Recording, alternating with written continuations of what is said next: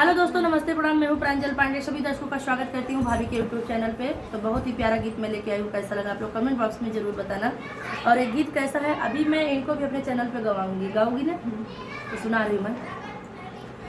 राजा हो हमैलाइदा चुनरिया, राजा हो हमैलाइदा चुनरिया, राजा हो हमैलाइदा चुनरिया, सैया हो हमैलाइदा चुनरिया, चुनरी पहिरी हम गैली बजरिया, चुनरी पहिरी हम गैली बजरिया, राजा हो हमें लगी गई नजरिया, राजा हो हमें लगी गई नजरिया, सैया हो हमें लगी गई नजरिया, राजा हो हमें लगी गई नजरिया, पटना शहरवा से बैदा बोलाइदा, पटना शहरवा से बैदा बोलाइदा, राजा हो झरवैदा नजरिया, सैया